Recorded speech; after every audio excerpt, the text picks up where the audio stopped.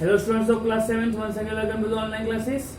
सो हमने पिछले वीडियो में देखा था ग्राफ, बार ग्राफ देखा, डबल बार ग्राफ देखा, कैसे ड्रॉ करते, ठीक है। उसके रिलेटेड हम आंसर्स को कैसे देखते, ठीक। So now we are going to start 3.3 exercise 3.3।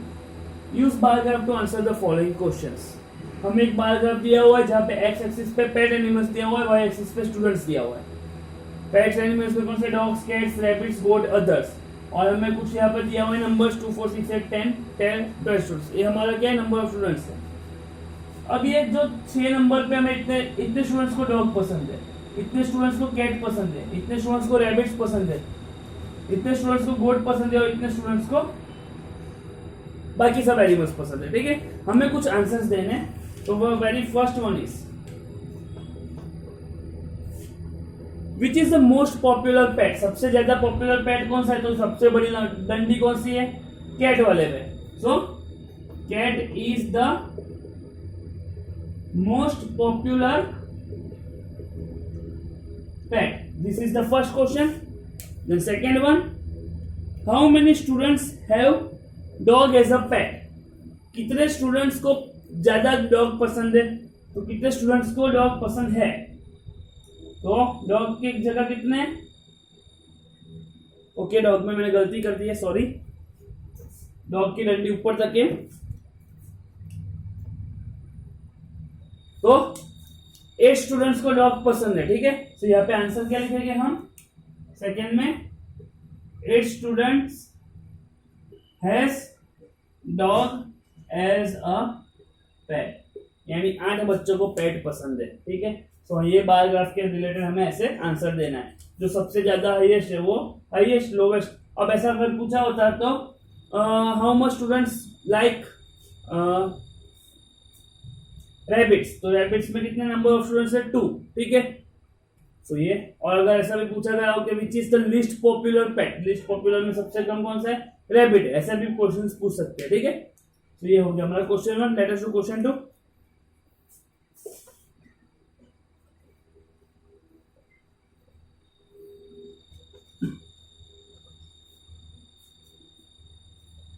Question 2 का भी हमें ग्राफ दिया हुआ है। मैं पहले क्या करता हूँ, ग्राफ को ही ड्रॉ कर देता हूँ, ठीक है।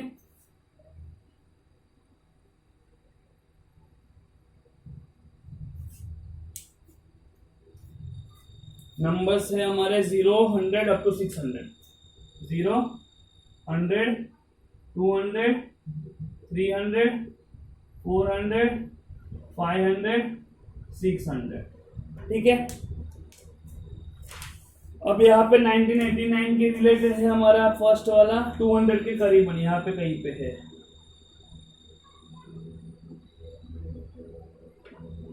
एक ब्लॉक ऐसा है, दूसरा है हमारा 500 के करीब में।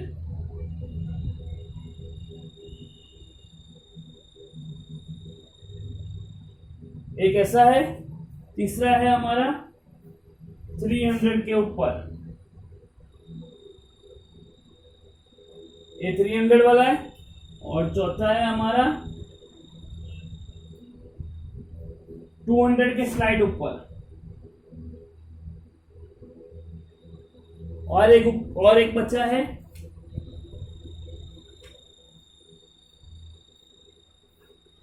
जो है 500 के ऊपर।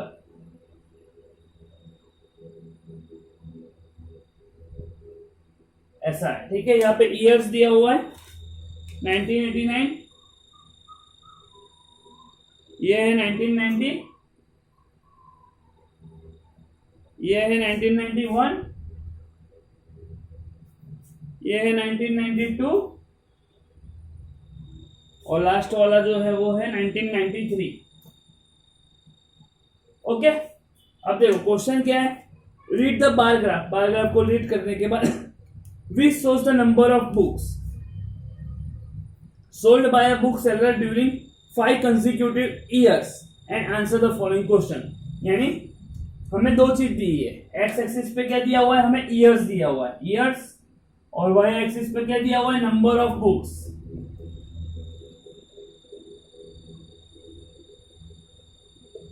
वाई एक्सिस पे हमें दिया हुआ है नंबर ऑफ बुक्स, ठीक है।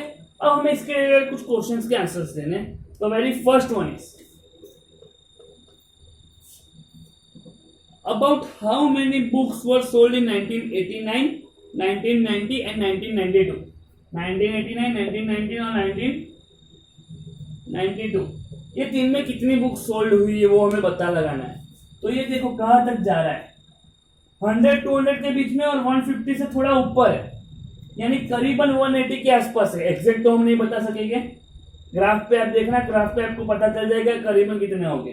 ठीक है, यानी ये करीबन अबाउट 180 बुक्स इन 1989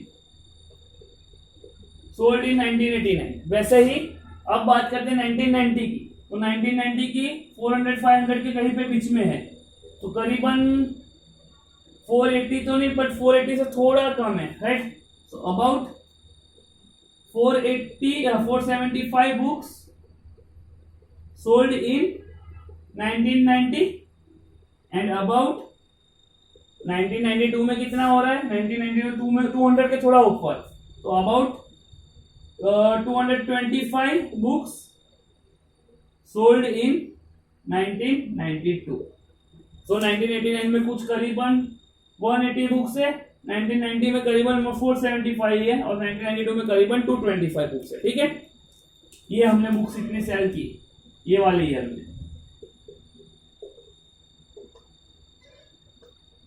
ठीक है, now second one, second question क्या है, in which year were 470 books were sold, about 225 book were sold. तो कौन से ईयर में 475 बुक सोल्ड हुआ है, सो 1990 में। सो इन 1990 475 बुक्स वर सोल्ड। और दूसरा क्वेश्चन है वैसे ही हमारा 225 बुक्स कौन से ईयर में सोल्ड हुआ है, तो 225 1992 में। सो इन 1992 225 बुक्स वर सोल्ड। तो ये हमारा हो गया question number second, right. Now going towards the third one, in which year were fewer than 250 books sold. 250 से कम बुक्स कौन से ईयर में सोल्ड हुए, 250 से कम यानी एक ये वाला होगा और एक ये वाला होगा। तो पहले तो मैं ये रफ कर रहा हूं,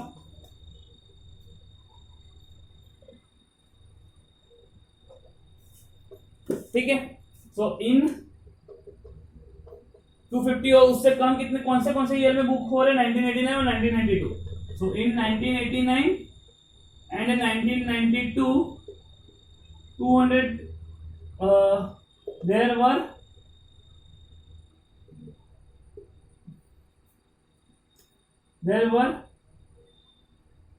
there were मत लिखना, in 19 they sold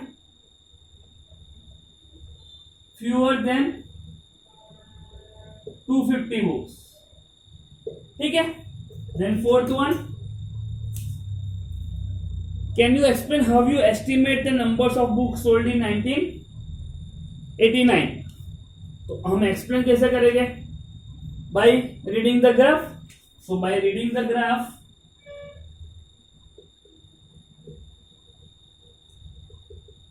I come to know how much books were sell in 1989। ठीक है, ग्राफ को हमने रीड किया, बाद में पता चला कि हमने कितना 1989 में कितने बुक्स सोल्ड हुए। ठीक है, सो ये हमारा हो गया question number 2, right. Now question number 3,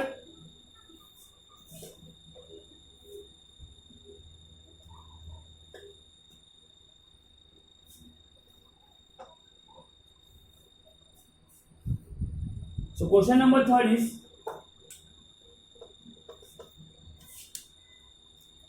number of children in 6 different classes are given below, represent the data on the graph bar। मैं पूरा डायरेक्ट आपको दिया हुआ है क्लास और उसके नंबर ऑफ स्टूडेंट्स दिए हुए, ठीक है, अलग अलग क्लास के। मैं उसका पहले जो टेबल दिया हुआ है वो लिख रहा हूँ यहाँ पे।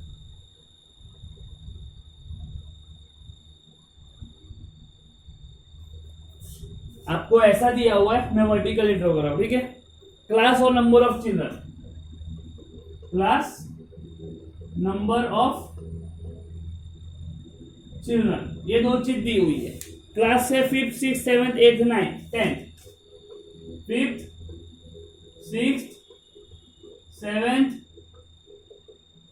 8th, 9th, 10th, 6 क्लासेस दिए हुए, उसके करस्पॉन्डिंग में चिल्ड्रन से 135, 120, 9500, 9500, 90, 80, 90, 80। ठीक है, पहले तो हमें ग्राफ बार ग्राफ ड्रॉ करना है, और हमें फर्स्ट क्वेश्चन में क्या पूछा गया है, हम स्केल को कैसे चूज करेंगे। पहले तो मैं यहाँ पे एक्स एक्सिस और वाई एक्सिस को ड्रॉ कर देता हूं।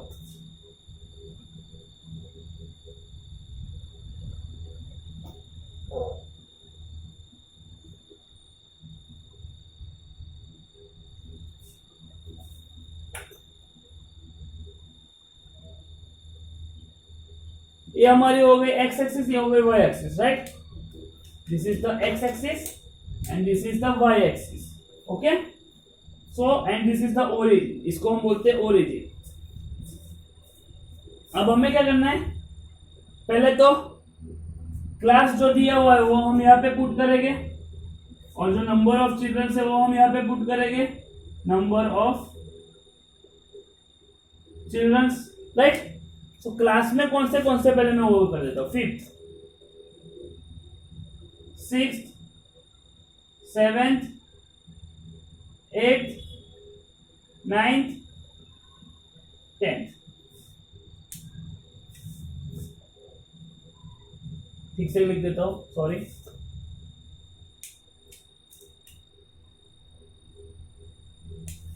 क्लास है 5th, 6th, 7th, 8th, 9th, 10th। ठीक है, अब देखो हमारे नंबर्स कैसे 80, 90, 100, 95, 120, 135। ठीक है, सो मैं क्या करता हूँ 20, 25 चिल्ड्रन ले लेता हूँ, 20, 25 की गैप छोड़ देता हूँ। ठीक है, तो ये क्या हो जाएगा 25, 50, 75, 100, 125, 150, देन 175, 200, ऐसा हो जाएगा। तो पहला जो है हमारा ग्राफ कौन सा है, 5th क्लास के लिए 135। तो हमें कितने स्टूडेंट की गैप ली, पहले तो स्केल लिखना पड़ेगा, तो स्केल हम यहाँ पे लिखेंगे। स्केल में क्या लिखेंगे, 1 सेंटीमीटर इक्वल टू कितने यूनिट से, 25 चिल्ड्रन, या तो आप ऐसा भी लिख सकते हो 1 unit equal to 25 children, right. तो पहला है 5th क्लास के लिए 135, 5th के लिए 135 यहां पर कहीं हो गया, ऐसे आपको ऐसे ड्रॉ करना है। ठीक है, ग्राफ पे ड्रॉ करोगे तो एग्जैक्ट पता लग जाएगा कैसे करना है। ठीक है, 6 के लिए 120 है, तो 6 में आपको 120 करना है, वो करीबन यहां पे आएगा ऐसे। ये जो विड्थ होगी वो सेम लेना है आपको, एक ब्लॉक लेना है, मैंने कल समझाया था। 7th के लिए 95 यहाँ पे कहीं होगा। 8th के लिए 100 ये वाला है। 9th के लिए 90 इसके छोटा होगा थोड़ा, और 10th के लिए 80 हमारा यहाँ पर कहीं होगा। तो ये हो गया हमारा बार ग्राफ। ठीक है, यहाँ पे ऊपर लिख दो कौन सी है, 135, 120, 95, 100, 90 और 80। तो ये हो गया हमारा ग्राफ, और फर्स्ट स्केल कैसे लिखा वो भी पता चल गया। अब सेकंड क्वेश्चन क्या है, बी वाला। बी में है first one, which class has the maximum number of children and the minimum. Maximum number of children आप यहाँ से भी पता लगा सकते हो, बड़ी डंडी ये है और मिनिमम छोटी डंडी ये है, यानी मैक्सिमम नंबर स्टूडेंट्स कहाँ पर है, 5th में, और मिनिमम 10th में। So maximum number of children is in 5th class and minimum number of children is in 10th class. Maximum 5th में, मिनिमम 10th में। ठीक है, second question, find the ratio of students of class 6th to class 8th। Ratio find करना है, तो C में ये था बी का फर्स्ट वन। अब second one, ratio of 6th to, ratio find करना है 6th क्लास का अपॉन 8th क्लास का। तो 6th क्लास का कितने बच्चे, 95 नहीं 120, और 8th क्लास में कितने 100। तो ये हमारा कट हो जाएगा, ये 2 6 जा, ये 2 5 जा, यानी रेशियो कितना हो गया, रेशियो हमारा हो गया 6:5, राइट। तो ये हमारा हो गया क्वेश्चन नंबर 3। क्लियर। नाउ ये हो गया बार ग्राफ। अब ऐसे ही डबल बार ग्राफ आएगा क्वेश्चन नंबर 4 में।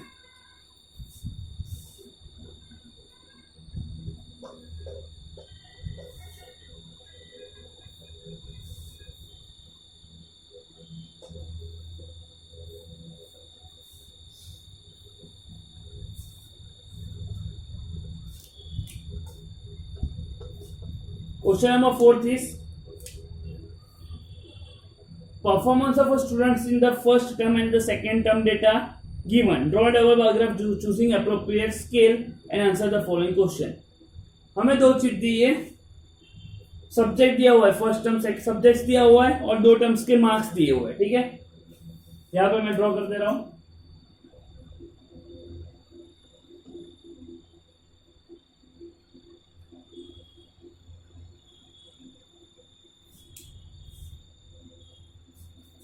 English, Hindi, maths, science, English, Hindi, maths, science, social science. ठीक है, ये हमें कॉलम दिया हुआ है। फर्स्ट में दिया हुआ है सब्जेक्ट, ये सब्जेक्ट है, ये फर्स्ट टर्म के मार्क्स है और ये सेकेंड टर्म के मार्क्स है। मार्क्स दिया हुआ है फर्स्ट टर्म सेकेंड टर्म के, टोटल 100 में से। पहला सब्जेक्ट है इंग्लिश, दूसरा है हिंदी, तीसरा है मैथ्स,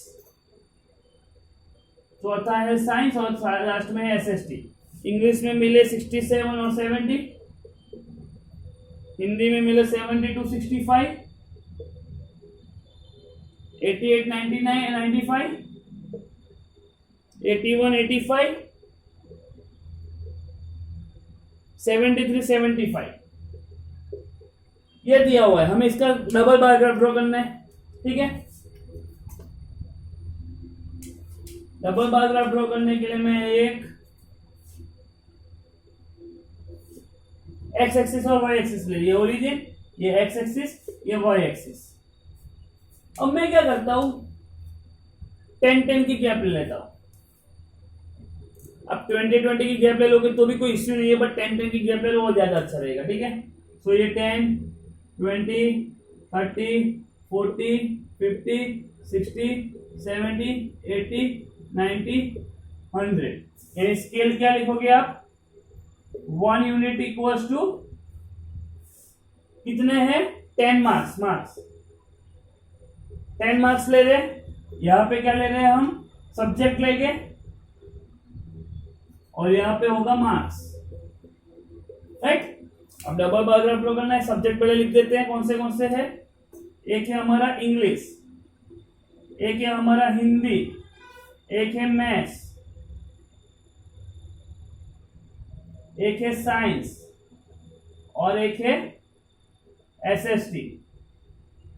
ठीक है, ऐसे सब्जेक्ट्स है हमारे।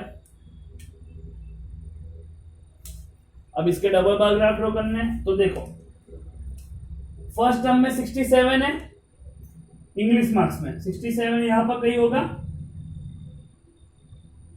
ठीक है, वैसे ही दूसरा कितने मार्क्स है, दूसरा 70 है, तो 70 हमारा ऐसे थोड़ा ऊपर हो जाएगा, दूसरा ऐसे आ जाएगा। ठीक है, वैसे ही मैथ्स की बात, हिंदी की बात करें, 72 है मेरा पहला, 72 हमारा यहां पर कहीं आएगा ऐसे। ठीक है, 72 और 65 है, 65 हमारा यहां पे आ जाएगा ऐसे। आप क्या करो, दो ब्लॉक के बीच में ऐसे हिंदी लिख देना है। ठीक है, वैसे ही मैथ्स में 88 95, 88 यहां पे होगा और 95 यहां पे कहीं होगा। ठीक है, देन साइंस में 81 85, साइंस में 81 यहां पे कहीं होगा और 85 थोड़ा ऊपर होगा ऐसे।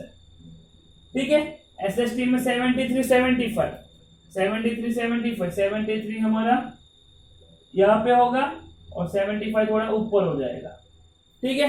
तो ये हमारा हो गया मार्क्स कंपैरिजन। वो डबल बार ग्राफ ड्रॉ कर दिया, जो पहला वाला है वो फर्स्ट टर्म है, यहाँ पे ऐसा तो लिख दो first term first term first term first term first term, यहाँ पे लिख दो सेकेंड टर्म, ठीक है। अब इसके रिलेटेड कुछ क्वेश्चन आंसर्स देने। First one, in which term subject has the child improved his performance the most. कौन से सब्जेक्ट में चाइल्ड ने इंप्रूवमेंट किया है, तो उसके लिए हमें क्या करना पड़ेगा, डिफरेंस फाइंड करना पड़ेगा। बार ग्राफ की जरूरत नहीं है तो मैं बार ग्राफ को हटा दे रहा हूं, ठीक है।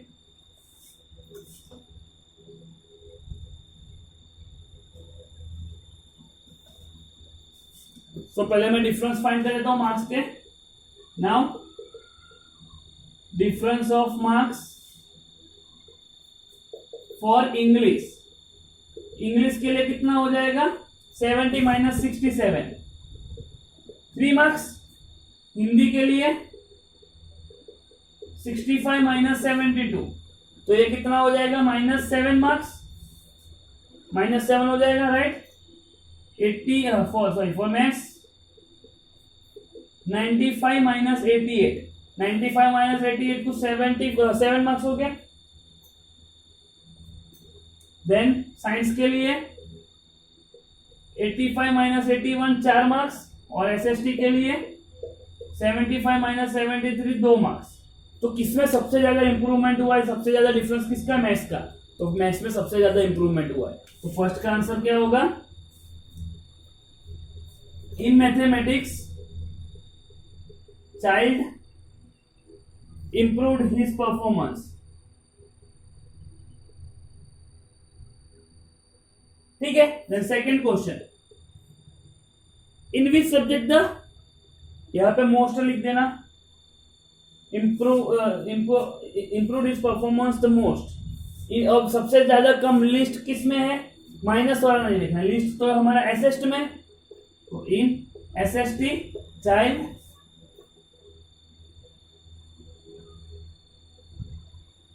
improved his performance list. और थर्ड में जिसमें डाउन गया वो कौन से, तो जो माइनस में, तो इन हिंदी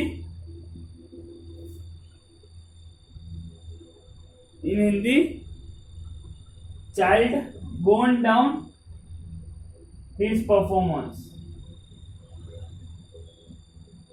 राइट। तो ये हमारा हो गया question number fourth, sorry. Now question fifth और क्वेश्चन सिक्स्थ होमवर्क करना है, वो डबल बार ग्राफ आपने जो यहाँ पे किया वो और उसके रिलेटेड कुछ आंसर देना, ठीक है। सो हम नेक्स्ट टॉपिक स्टार्ट कर देते हैं, probability.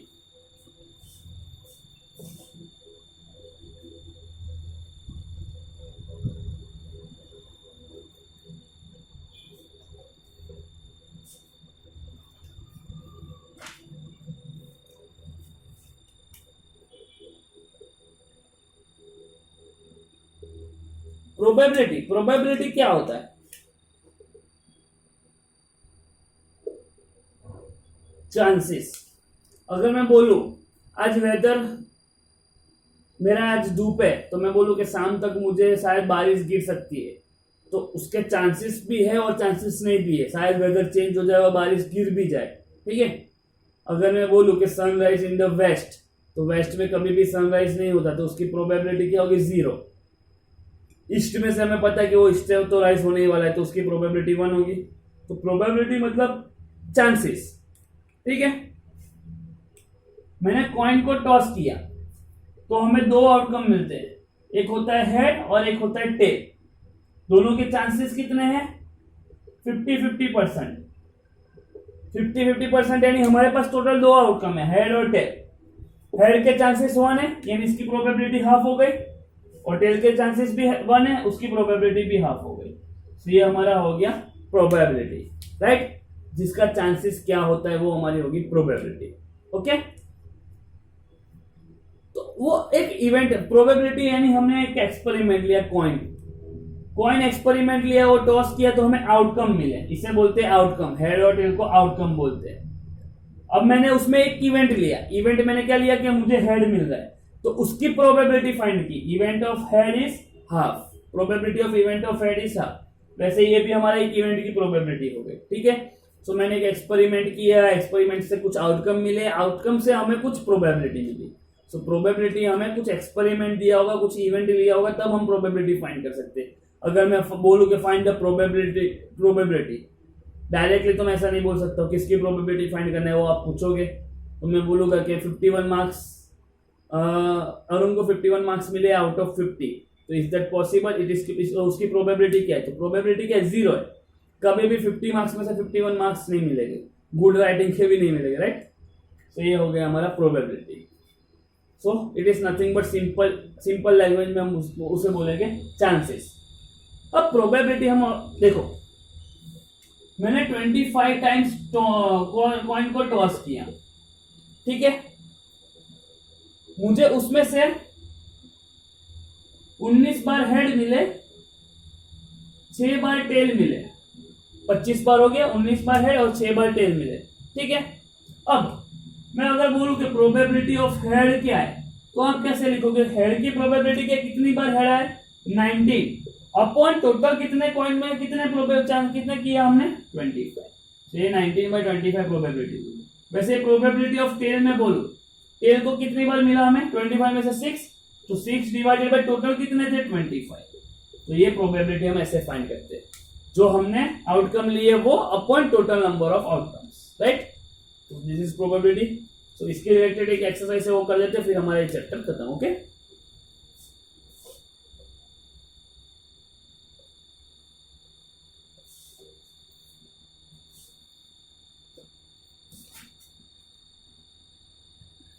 so exercise 3.4.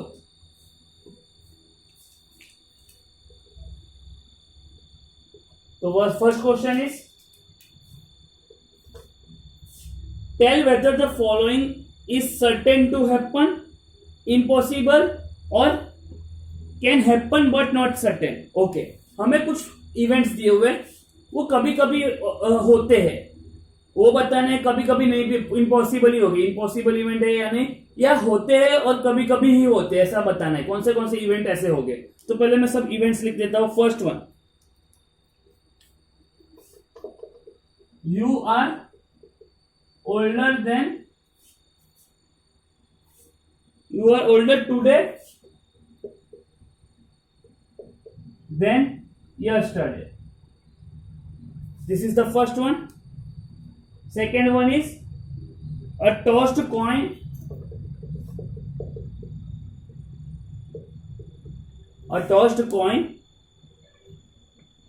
will land heads up. Third one is a die when tossed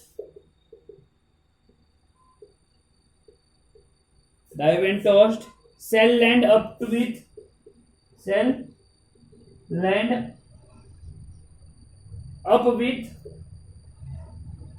8 on top. The fourth one is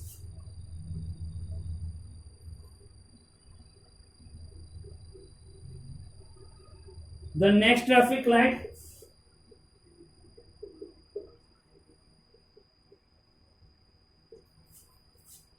scene will be green.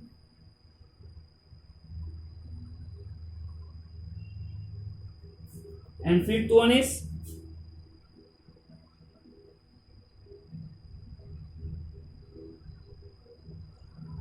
tomorrow will be cloudy day. हमें ये 5 event दिया हुआ है। अभी मैं बताना है सर्टेन है, इम्पॉसिबल है, बट वो हैपन हो रहे और नॉट सर्टेन, ऐसा सर्टेन नहीं, वो होगा ही मोस्ट प्रोबेबली।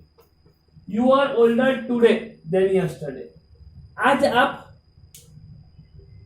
गए काल से आप थोड़े ओल्डर हो, तो ये हमारा इवेंट हो सकता है। So it can be certain, ठीक है। वो हमें पता है कि कल में कैसा था और आज हम देख रहे हैं तो कैसा है, ठीक है। Tossed coin will land heads up. Heads up ऐसा है, वो हैपन तो हो सकता है बट सर्टेन, ऐसा जरूरी नहीं है कि हर बार हो। वो बहुत कम रेयरली होता है, not certain.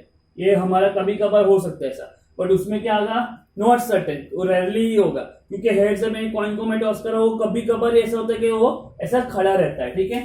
So it can happen but not certain. Die can when toss shall land up to with 8 on top. Dice में कितने होते हैं हमारे आउटकम्स, 1 2 3 4 5 6 जो लूडो में खेलते हैं, तो यहाँ पे 8 आएगा, सो इट इज इम्पॉसिबल।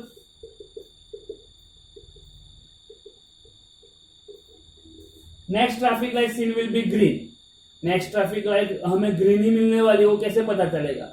अब हम ऐसे क्रॉस कर रहा हूं मैं, तो ऐसा हर बार तो मैं नहीं बता सकता कि वो हमारी ग्रीन ही मिलेगी, रेड भी मिल सकती है, सो बहुत कम ऐसा होता है। तो वो हैपन तो होता है, it can happen but not certain.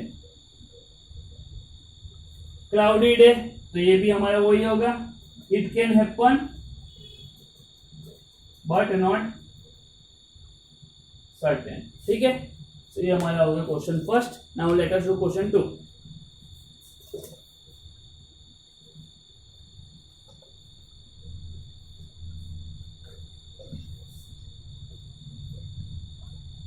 So question number 2 is, there are 6 marbles in a box.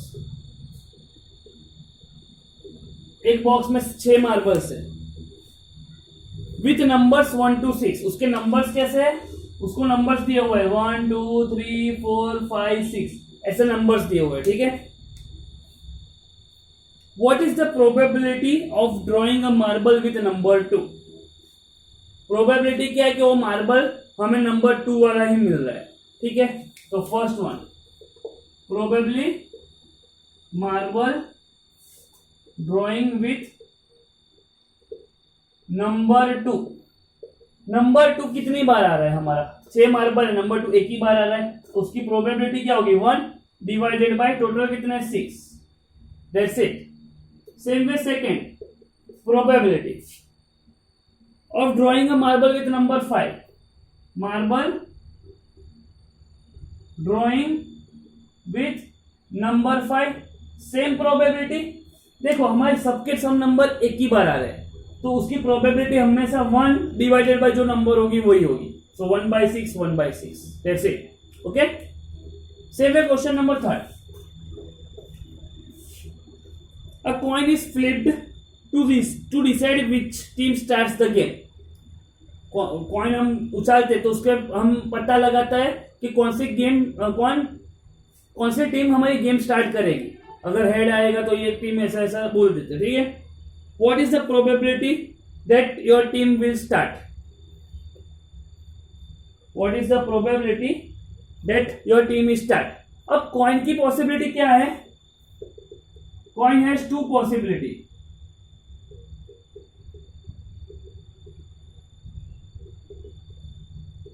Either head और टेल। दोनों की प्रोबेबिलिटी क्या है, 1/2, जैसा हमने आगे देखा। कॉइन एक बार मैं कॉइन टॉस कर रहा हूं तो 2 मिलता है, हेड और टेल। बट हेड, अगर हेड की बात करो तो एक ही बार मिलता है, तो 1/2 प्रोबेबिलिटी। टेल की बात करो तो उसकी भी 1/2 प्रोबेबिलिटी।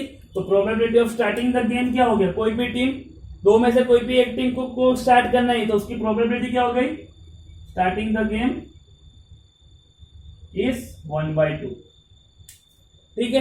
तो यहां पे हमारा ये प्रोबेबिलिटी खत्म हुआ। आगे आपको प्रोबेबिलिटी और थोड़ा ज्यादा आएगा, और थोड़ा इसका लेवल थोड़ा ज्यादा होगा, यहाँ पे उतना कम लेवल था, ठीक है। तो यहाँ पे हमारा ये चैप्टर खत्म हो गया। अब हम नेक्स्ट वीडियो में नेक्स्ट चैप्टर स्टार्ट करेंगे, ओके। सो बाय, जय हिंद, जय भारत।